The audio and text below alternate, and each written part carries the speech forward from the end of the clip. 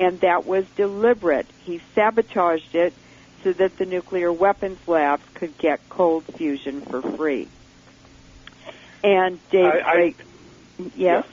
And David your comments, I remember we had a very good discussion about this last time in our interview as well, and you mentioned that you thought that the 911 Truth Movement was very much like COINTELPRO or counterintelligence programs such as the FBI conducted in America against Americans in the 60s and 70s. And you said indeed the entire 911 Truth Movement was a COINTELPRO. But It is. Okay.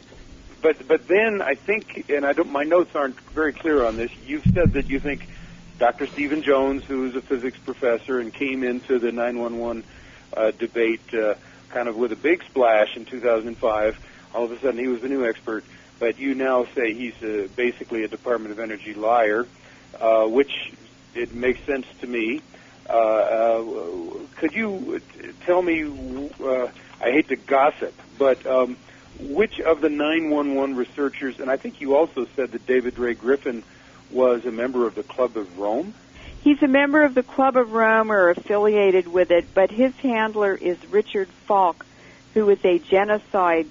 he's the head of the CFR, isn't he? He's or no, Haas. That's Haas. Can I talk? I'm sorry. He's a genocide lawyer and international expert on genocide who was at Princeton.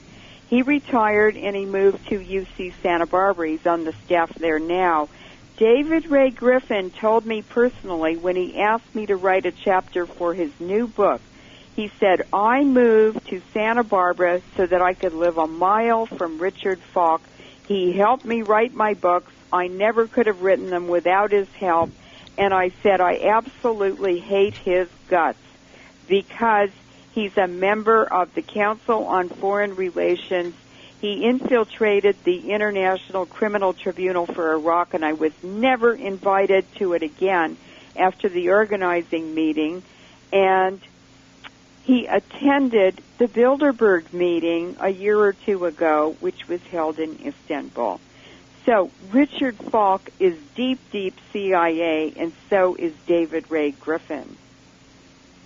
Okay, now that if anybody out there in the audience land knows, David Ray Griffin has written several books about 911.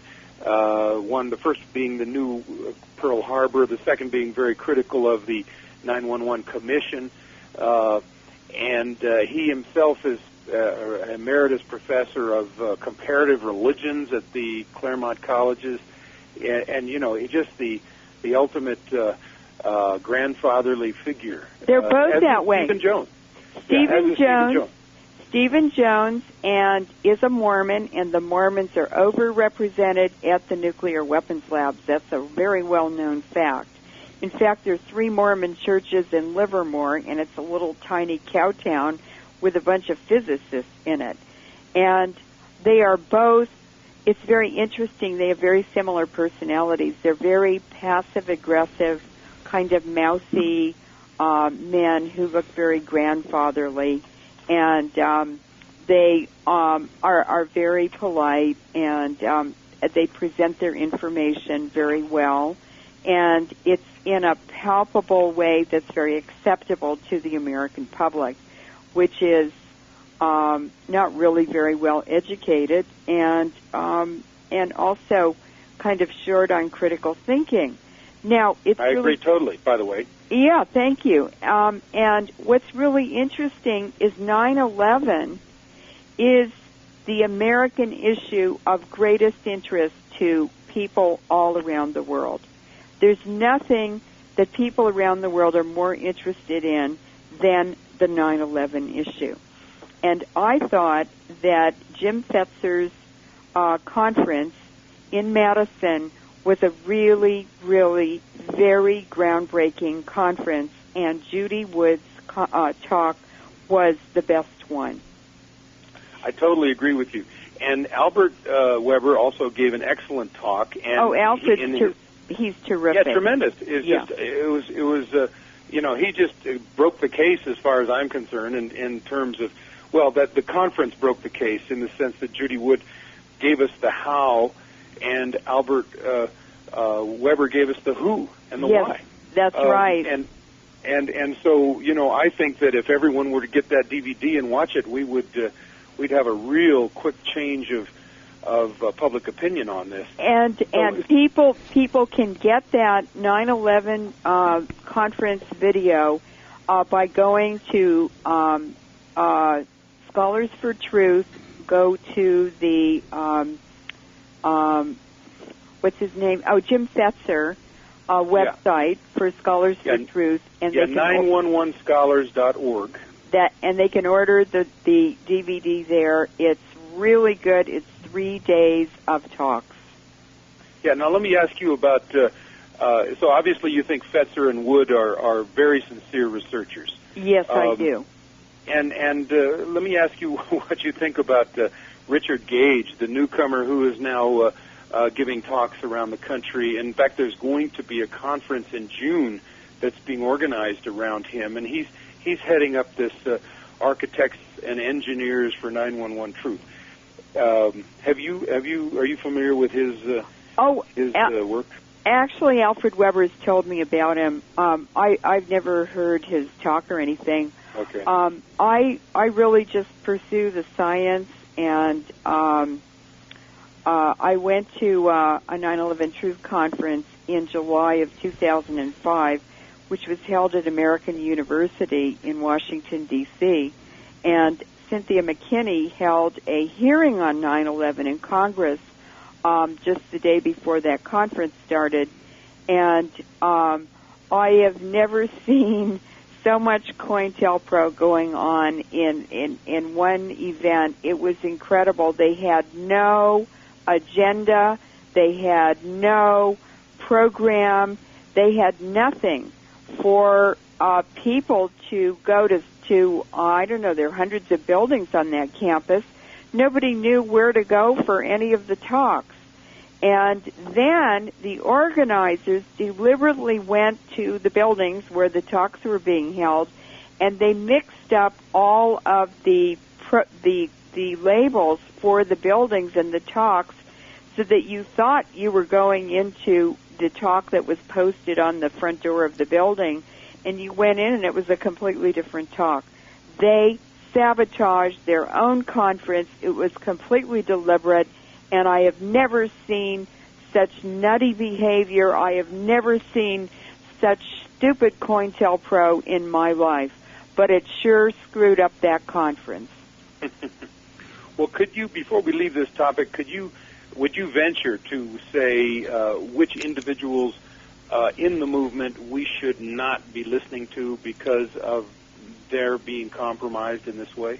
Well, the three popes of 9/11 to begin with, and that's Stephen Jones, David Ray Griffin, and Webster Tarpley. Yeah, and he's an alarmist. He's always running around saying the roof is falling, the sky is falling, the terrorism is going to happen. They're going to carry out a terrorist event, and so people are always off balance and wondering. But listen. They did the same thing to the JFK assassination the same way.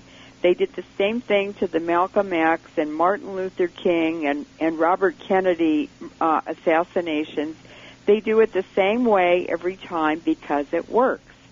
And I think that we need to have an international citizens effort and movement and conferences to do more investigations. And what's really interesting is Richard Falk now has been appointed the rapporteur at the United Nations to carry out an inquiry on 9/11. Oh, boy. That's right. I think I'd heard that, too. Yeah. So I think... So that won't be very good. No, that won't be very good. But there are some researchers who have done a good job. It's very difficult for the public to be able to think critically or evaluate very technical scientific explanations. But the truth of 9/11 lies in the science, And the most important thing for the World Trade Center mystery is the particle size. And I can tell you from Dr. Thomas Cahill's air monitoring, he voluntarily did this at the request of the Department of Energy, but he did air monitoring. He's a very, very excellent atmospheric scientist who is retired at UC Davis, and he started the Delta Group, which is an international consortium on atmospheric pollution. And he actually did air monitoring for 5 months without any financial support. And I've seen his report, which is about 4 inches thick, and there was an awful lot of uranium contamination, tritium and deuterium at the World Trade Center site. Those are the fingerprints of nuclear weapons, and I believe that cold fusion or some exotic fourth-generation nuclear weapons were used, and I sure am not the only one to believe that. That would be one way to get the very tiny particles produced, as well as the beam weapon. And these cold fusion devices are the size of a matchbox. You know, another Dr. Doug Rocky, who also gave a talk at this conference of Fetzer, thinks that the DU was used at the World Trade Center. He was sitting right in front of me. He's a really good friend of mine. We work all over the world on the DU issue. He whirled around in the middle of Judy's presentation.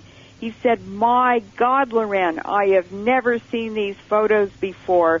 They used mini nukes on that building and directed energy weapons." He told me that in the dark, in the middle of her talk. You know, Alfred Weber has been on our show twice and given extremely informative interviews, like you, and he has said that after that conference, he went around and he started talking about the new paradigm of no planes, faked videos, and directed energy weapons. Yes. And then he proceeded to say that he very quickly was vilified for doing so. Oh, and yeah. that there were all kinds of negative repercussions for him saying those things. And those are people who are not open to discussion. We always want other opinions. There has to be tension to tease out the truth about what happened. Well, personally, I think his new paradigm is right. I think there were no planes. I think that the videos were faked, and I think there were directed energy weapons used. And the fact that he was vilified is a real good indication that he was right. Yeah, and did you watch Ace Baker's presentation at Jim Fetzer's conference? Yes, sure, yeah. He deconstructed the videos, and he showed how they were made in a film room or a Photoshop thing or something. Right. And this can be done with a computer workstation. Yeah. Exactly. And the technology is the military has this technology with their future combat systems, their Tiger data systems, and so this is cutting edge military technology used against the American people, and of course the technology that kills Americans and destroys American property is paid for by American taxpayers. And what is who benefited? Why was 9/11 carried out? First of all, it was carried out by MI6, the CIA, and the Mossad. And remember, MI6 created the CIA and the Mossad. They worked for MI6. What happened as a result of 9/11 is that we got the Patriot Act, we got a domestic military set up, the Northern Command, which violates the Posse Comitatus Act of, I think it's 1863, which prohibits U.S. federal troops from ever enforcing laws within the United States. And it was used as an excuse to attack Afghanistan and establish a military presence, a military base in Central Asia. Now, what do you think is in Kazakhstan and Afghanistan?